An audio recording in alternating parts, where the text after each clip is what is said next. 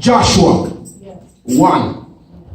And there are many verses of scriptures that I would like to touch on or paraphrase. Sister Karen, so good to see you. Bless the Lord.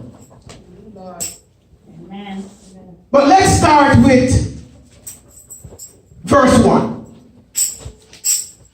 Now, after the death of Moses, the servant of the Lord, it came to pass that the Lord spake unto Joshua, the son of Nun, who is Moses' minister, saying, Moses, my servant, is dead. Moses, my servant, is dead. Now therefore arise, go over this Jordan, thou and all this people, unto the land which I give to them, even to the children of Israel. Let's pause for a minute before I go any further. The word of the Lord came to Joshua, saying, Moses, my servant, is dead. But who is Joshua? Joshua was Moses' minister. So where was Joshua when Moses died?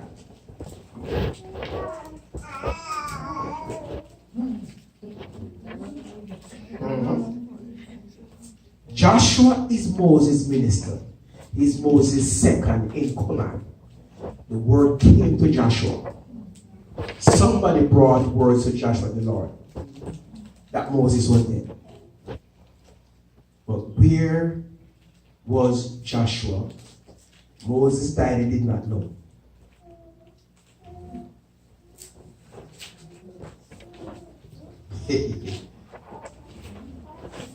Think about it. If you are my armor bearer, if you are my second in command, if you are my assistant, and something happened to me, you're supposed to know. Nobody don't have to come and tell you. You're supposed to know. So I had several questions for God. When I read that, I said, oh, I can't go any further. So Lord, this don't make any sense. Because if you look at the whole story and the involvement of Joshua with Moses, they were very close. Joshua was appointed and anointed as Moses' successor back in Numbers.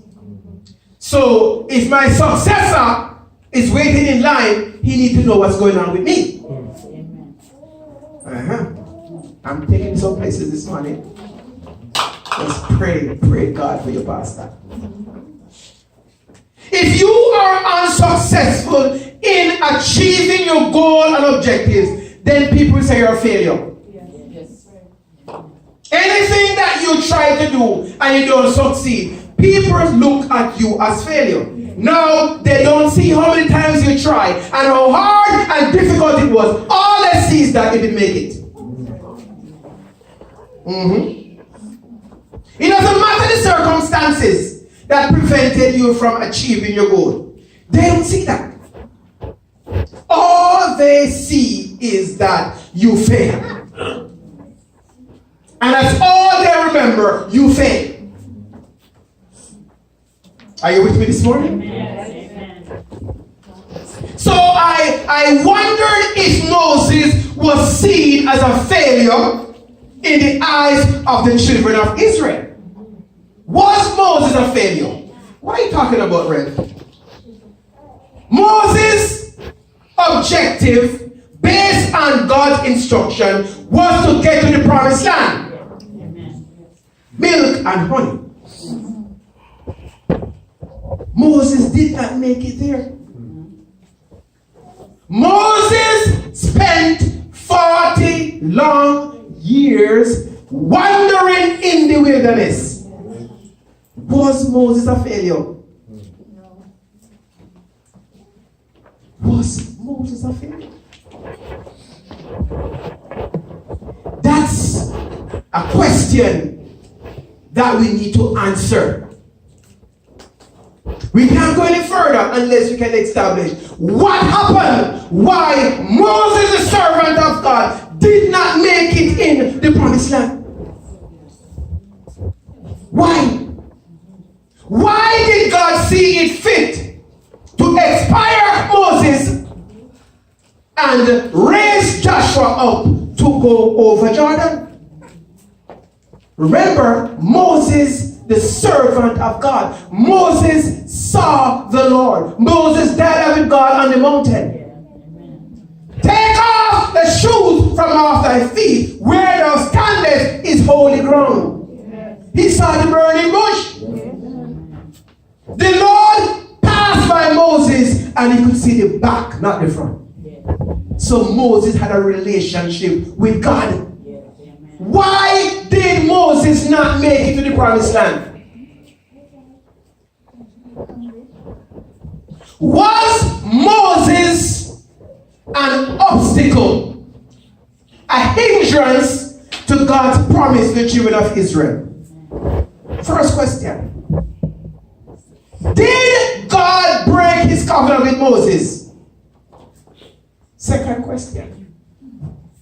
Was Moses' debt just a mere physical debt or was a spiritual debt? Are you with me? Yes. Where was the presence of God? The anointing.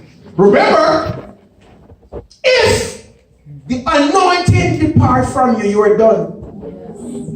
Yes. If God's Spirit has departed from you, you are finished. So I need to answer these questions before I can go any further. This is disturbing me because remember, there was a cloud by day. Yes. Hey, presence of God. A cloud by day leading the children of Israel and a pillar of fire by night. So God's anointing was with Moses day and night. What happened? Amen. What happened while the anointing departed? Why was Moses stuck in the wilderness for 40 years? If God is leading you, why are you wandering in the wilderness? I'm going to preach today. Yes. Why you want, if God is leading you, a pillar of cloud by day, you can see it. And a ball of fire by night, you can see it. God don't make mistake. God does not make mistake. So if God was leading Moses, why was Moses going around in circle for 40 long years when Canaan was just over Jordan?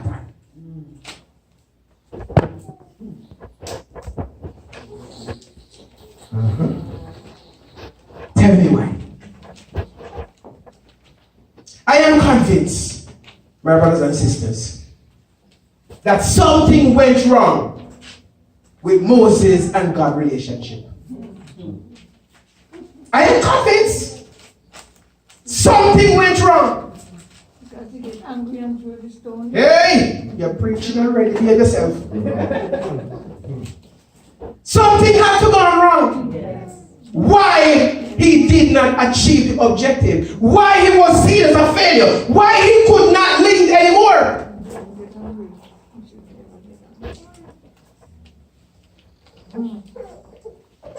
When the anointing depart from you, you are spiritually dead. Yes. You might appear as though you have it. You might pretend like you still got it. But who you think you're fooling? Hey, who are you fooling? When the anointing depart from you, you're a stinking brass and plumbing silver. Ain't nothing leaving you. So you might look the part, dress the part, act the part, play the part, but you're only an actor. You're only an actor. You're not real. Because the anointing is gone. So what are you doing? You're just kidding yourself. And the funny thing about it, you think that you got it going on. So people looking at you and you think you're still happy. But guess what? You're only kidding yourself. Because they know you ain't got it. But you can't admit you ain't got it. Something happened with Moses. Something happened. We have to find out what happened. Why? Why did Moses no longer have favor with God? Moses expired. Have you gone to the grocery store and pick up a can of something or a product and check the expiry date before you buy it? And it says best before date.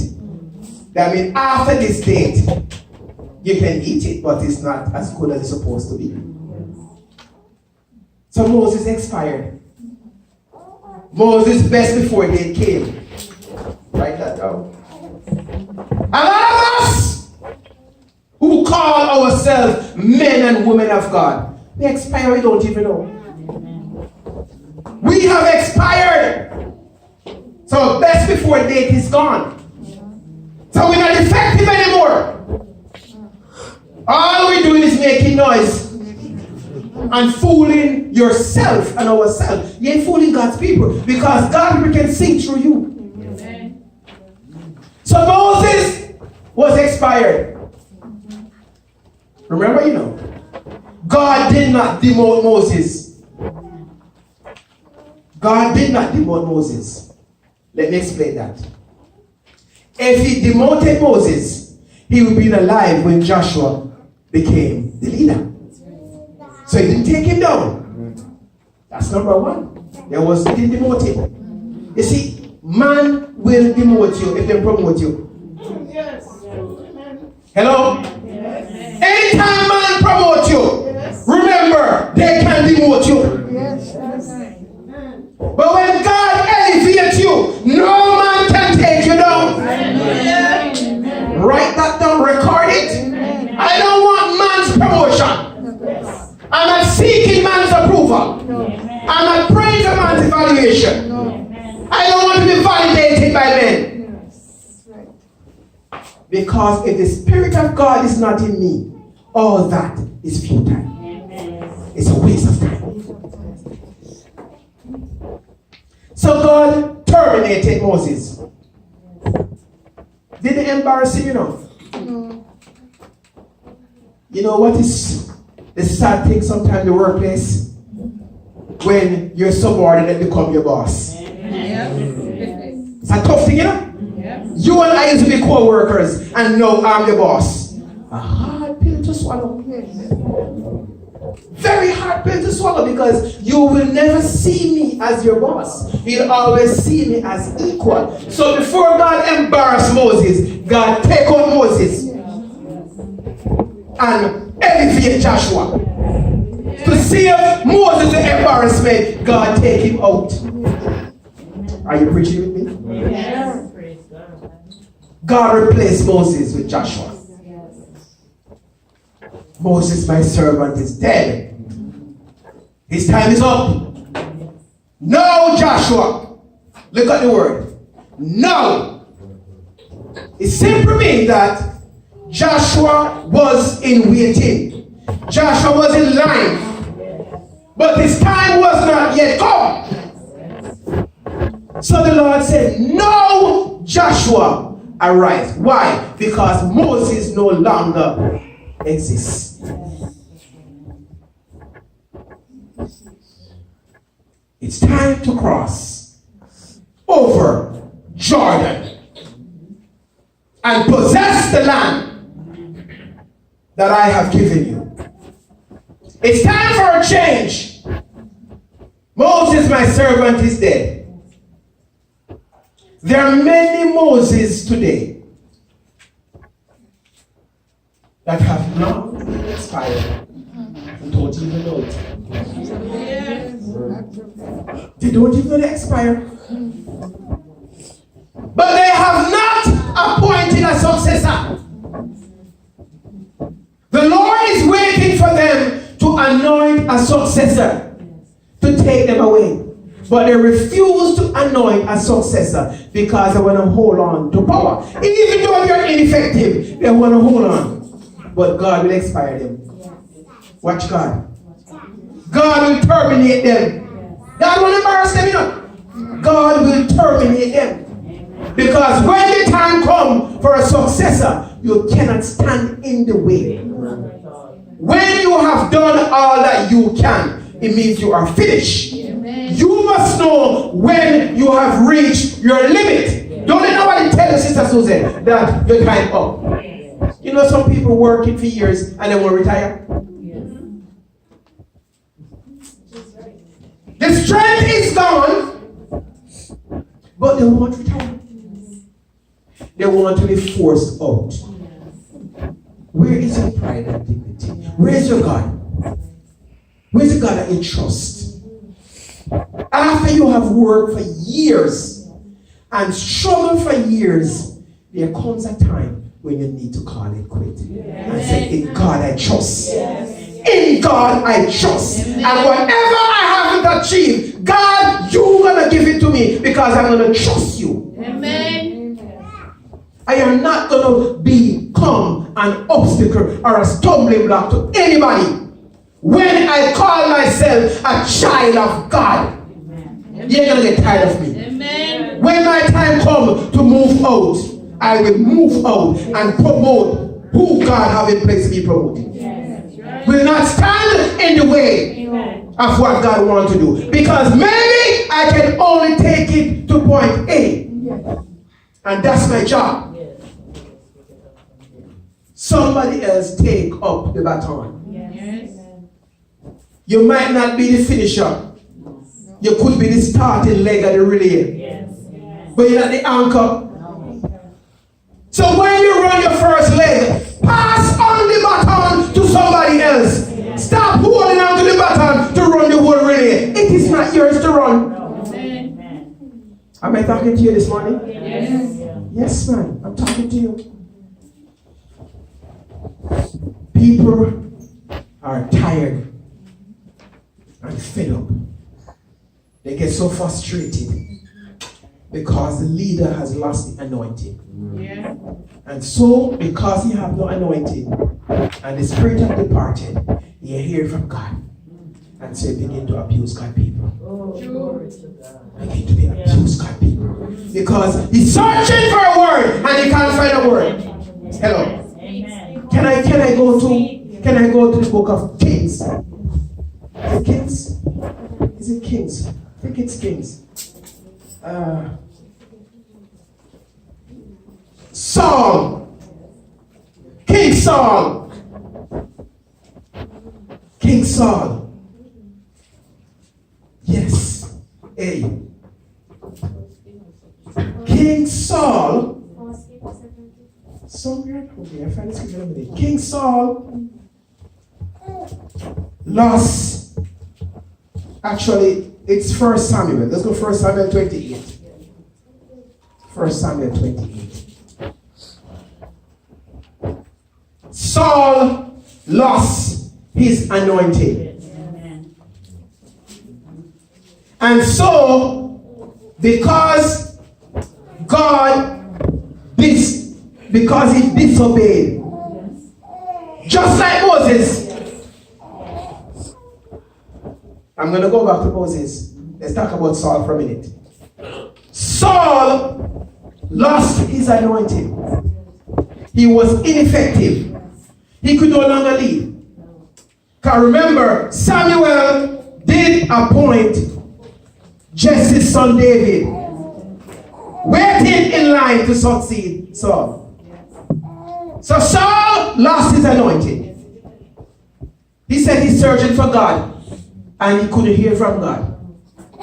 And he got to the magicians, and the magicians couldn't help him. And so he disguised himself and go down to see a woman, Obi woman. It's right in the scriptures. Yes. Hey. The witch of Endor. Obey woman. Saul, because he had lost the anointing, he wasn't hearing from God. God not talking to him. He realized in trouble. When the anointing left you, you're done. And so what he did, he disguised himself and went to seek advice from a witch and Obia. The nice word for that is called necromancy. Necromancy. And so he went down to the witch of Endor and he begged of the witch to bring up Samuel from the grave so he could ask Samuel to speak to the Lord of his behalf. When you lost your anointing, your fire, Obia can't bring it back. When you lost your anointing, the fire, money can't bring it back. When you lost your anointing, you ever think of those young men, those older men who married young women? You have some older men who married very young girls. They're trying to reignite the fire. So when the fire has gone out, they're trying to find something to reignite the fire. But Viagra might work for them. But when you come onto the anointing of God, when the fire leaves you, no Obia, no money, no Viagra cannot help you. The only course that you can take is to seek prayer. Because prayer can bring back the anointing. Write that down. So we know that Saul went in search of getting back the fire. But the fire was not there. Let's get back to Moses. The Lord instructed Moses. First he said, strike the rock. And he followed instruction. He struck the rock and water came forth. The Lord instructed him again. The Lord said, speak to the rock. This is the problem. Obey and you shall be blessed. Remember the subject. The Lord said to Moses, speak to the rock. Moses did not obey God. He struck the rock in anger. And that was the end of Moses. Moses disobeyed God. Saul disobeyed God. God said, do not take anything. And he took treasures with him, Saul. Moses speak to the rock. Moses struck the rock. So because of disobedience, Moses and God relationship ended. I told you I'm going someplace. Relationship ended. Don't. Because of disobedience. Obedience is the prerequisite for blessing. If you want to be blessed, obey. Joshua obeyed God. The Lord gave Joshua clear instruction how to cross Jordan to get to Jericho. And Joshua observed every instruction to a T. Up to how many times to march around the wall of Jericho. But listen what the Lord said to Joshua. Be of good courage. He said it 2 times. Be strong and of good courage. For unto you this people shall thou divide an inheritance. Again, he goes to verse 7. He says, only be thou strong and very courageous. And then he went on to verse 9. Have I not commanded thee?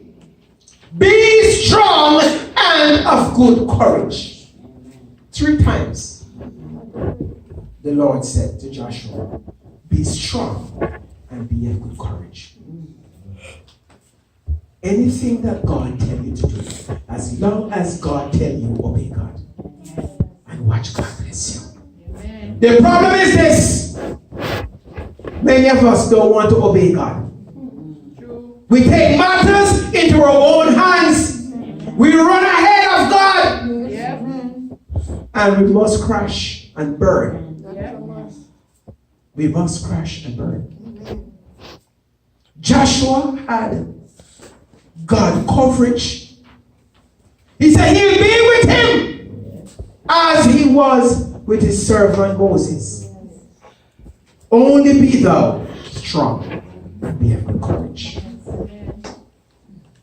You see, when David got his 12 o'clock, he had his time to get up. That's why he wrote Psalm 51. That's why David wrote Psalm 51. Cast me not away from thy presence, and take not your Holy Spirit from me. If that is gone, then nothing is left. Amen, somebody. If that is gone, nothing is left. You're ineffective. You're not able to function as you ought to function because the anointing has departed. But do not be dismayed. Someone has Genesis 12 and verse 1. Just read it. Let me show you how obedience brings blessing and disobedience brings a curse. Genesis, go ahead. Now the Lord has said unto Abraham, Get thee out of the country, and from thy kindred, and from thy father's house, unto a land that I will show thee. Continue. And I will make of thee a great nation, and I will bless thee, and make thee name great, and thou shalt be a blessing. Stop right here. The Lord instructed Abraham, get thee out of thy country. Leave the country, your family, and your kindred, and go to a place that I will show you. He did not tell Abraham where he was going. But Abraham had to trust God. Abraham had to obey. Obedience is a prerequisite for blessing. Moses disobeyed God, and Moses did not see the promised land. Amen. Abraham obeyed God, and God blessed him. Obedience is a prerequisite for your blessing. Obey, and thou shalt be blessed. And let's leave from Abraham. How about 1 Kings 17? The widow of Zarephath. Who's got that? Come on, my brother, say something. Arise and get thee to Zarephath, which belongeth to Zion, and the well-doing there. Behold, I have commended a widow woman there to sustain thee. Go to verse 9. That was verse 9. That's verse 9. Yeah. Okay. The Lord said to Elijah, go to Zarephath, and I have placed somebody there, a widow, to take care of you.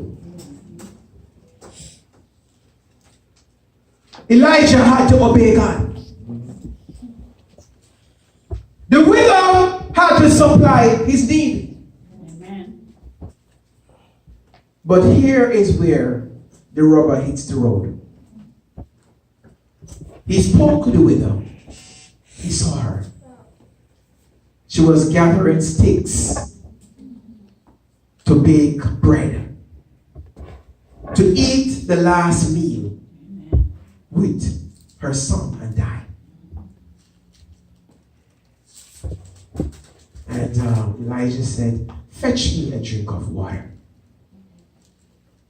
And while she was going to get the water, he said, as a matter of fact, bake me a loaf of bread that I may eat. And the widow must have said, this is a bad man. You cannot be serious. All I have is a little crude oil and little meal. I'm gathering sticks to bake it, that my son and I will eat and die.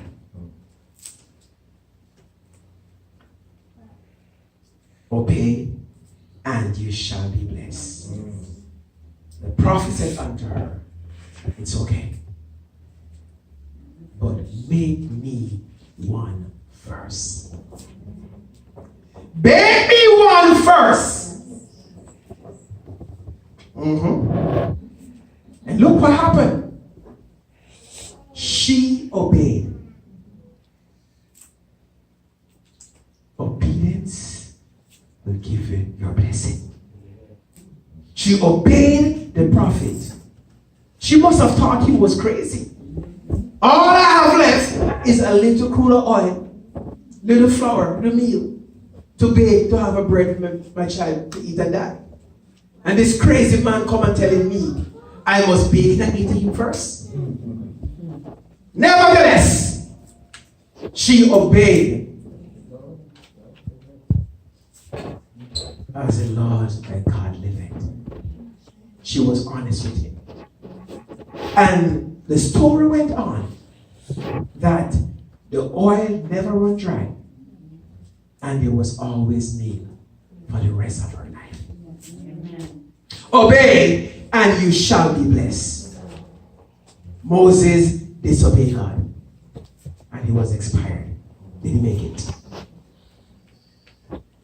And let's take one more before we wrap things up. Luke 5, 3-5, someplace there. Read. And he entered into one of the ships, which was Simon's, and prayed him that he would thrust out a little from the land. And he sat down and saw the people out of the ship. Now, when he had left speaking, he said unto Simon, launch out into the deep, and let down your net for a draught. And Simon answered and said unto him, Master, we have toiled all night, we have taken nothing. Nevertheless, at thy word I will let down the net. Launch out into the deep. God wants to bless us, but we have to change our position. Where we are, he can't bless us.